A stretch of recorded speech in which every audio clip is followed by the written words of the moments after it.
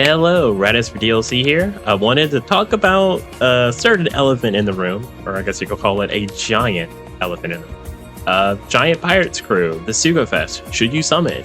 I would normally say no, because we're so close to anniversary. But most people probably would have known by now. I think it'll show here. So if you do up to the 10th multi, you will get the Great Eric ship.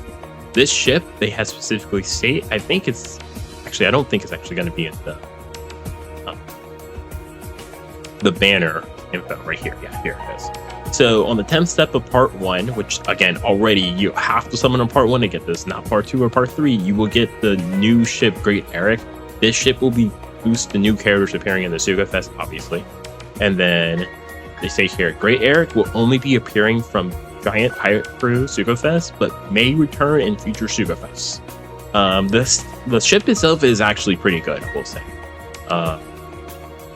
Level 12, reduce free spirit powerhouse character special burst by 1.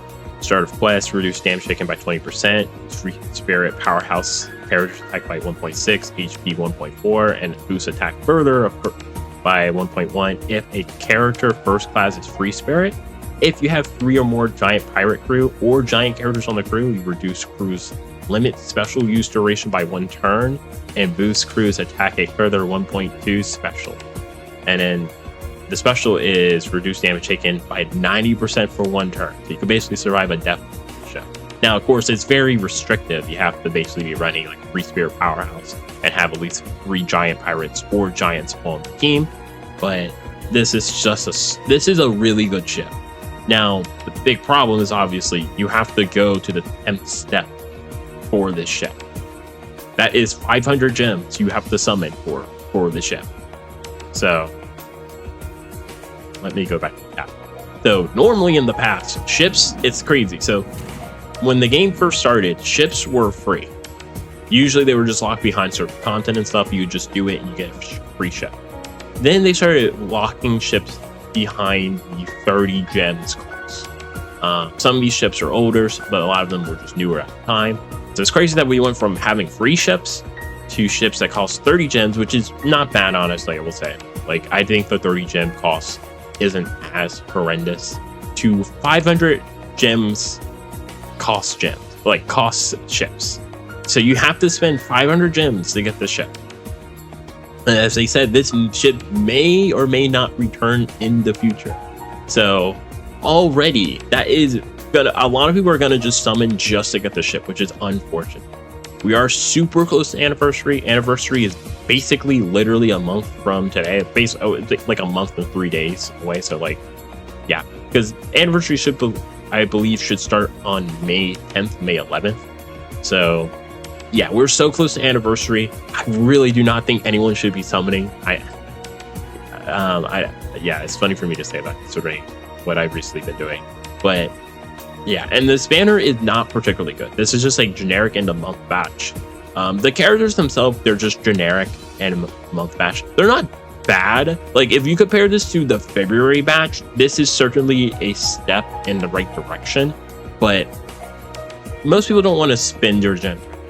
If you just look at the banner real quick, so, and I'm only going to really look at the part 1 because I don't think you should summon. Like TLDR, do not summon, but if you're going to summon, you're going to be summoning on the part 1 banner. That's it.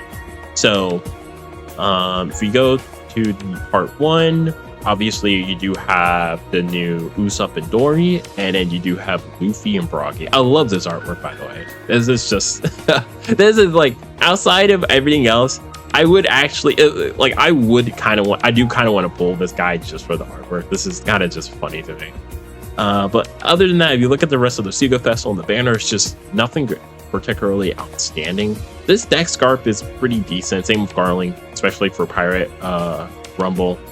Physical Garp, same. The memories of characters are very iffy. Jinbei is probably the best memories characters here. Law and Beppo, they haven't been on a lot of banners lately. Or I feel like they iffy actually. Some banners they've been on, some banners they haven't been on. But other than that, I guess Physical Yuta hasn't been on a lot of banners.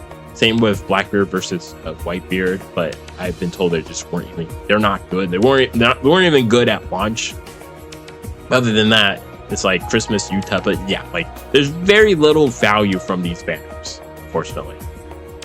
They can get from this. So then part 2 and part 3. Part 2, you do have memories, or not, Egghead Brook. This Brook is really good. Dex Vegapunk is pretty decent. He has a pretty good support ability. Same with Dex Yuta.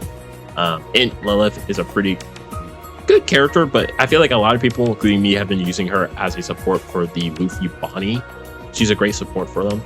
Other than that, nothing crazy. And then part 3, we do have Quick Frankie. This guy is amazing as well. But other than that, nothing out of the ordinary. Usopp Lilith is always like amazing character, both for Rumble, just for everything. They are amazing, but there's nothing really outside of those characters I just mentioned. There's nothing on these banners that are outstanding. You're going to be summoning for. And at the end of the day, this is just an end of month batch. So normally I'll say you should skip. Don't summon. But unfortunately, this banner does have a really good ship that may or may not return. And we are heading, the anime, I believe, actually just started either today or yesterday, the Elbaf arc.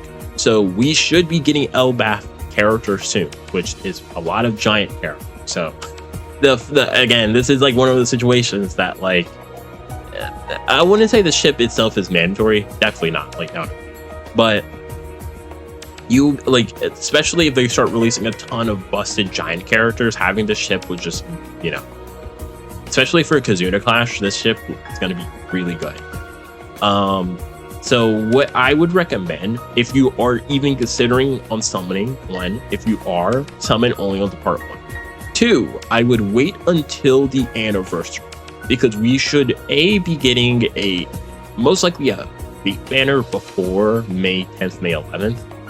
And then, and if the bait banner is literally like the head start banner, it would be funny because, actually it wouldn't even matter because the ship itself is locked to this banner. So, we should be getting a bait banner. And then 2, anniversary is going to be starting, and this banner will be out still during anniversary. So I would heavily suggest that if you're planning or even thinking of summoning, wait until anniversary starts. Then do your summons on anniversary, or if this banner is about to leave in like 2 days and you really kind of just want to get the ship and just don't have to think about it, I would get the ship. Unfortunately, a lot of the value when it comes to just getting the Dory, Usopp, Broggy, Broggy, Usopp, Dory, Luffy, fortunately a lot of the value of them are basically PKA and then Assault Rumble. Assault Rumble already happened, so fortunately, if you do get the characters, you're not getting as much value out of them outside of just PKA farming.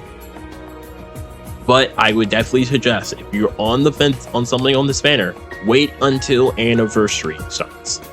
Then see what's on anniversary. I would recommend you guys to either summon on anniversary first, or if this banner is about to leave and you are dedicated on summoning, summon on this banner first. But the biggest issue is if you're going to summon on part 1, you have to spend 500 gems. So I do want to remind people, if you are going or planning to go into the banner, you have to have 500 gems to get the ship. So do not, I repeat, do not start this banner if you do not have 500 gems, because I do not want people to start the banner and then they they have 450, 400, and it's just they can't get the last 100 gems to complete it, because then it's like most of the value of this banner is clearly in the ship. I would say.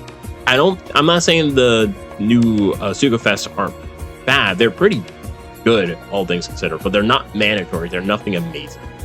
So definitely for those who are on the fence still, I recommend wait until anniversary. Wait to see what's on anniversary. We may be getting a bait banner too, so wait until you see that bait banner, because the bait banner is just gonna infinitely be better than this, because we just saw this banner does not have much going for it. Like honestly, especially because if you're gonna summon, you're most likely gonna only summon on part 1. So if you're only looking at part 1, there's not much value out of this. Not much value. Like Darling, Christmas Utah, physical Utah if you don't have her. But yeah, not much value, unfortunately. So again, TLDR, wait until anniversary starts. Wait until the banner drop, and then you can make your decision. Because for a lot of people, what could happen, you may hear this, you may summon still, and an anniversary comes out, and it might be a character you really want. The quality of the character is super good. They're very strong in both Rumble and PvE. And it's like, man, I can't believe I summoned on this banner just for the ship. Don't make that mistake. Please do not make that mistake. But yeah, it is. Again, if you're going to do the part 1 banner, you do need 500 gems to get the ship.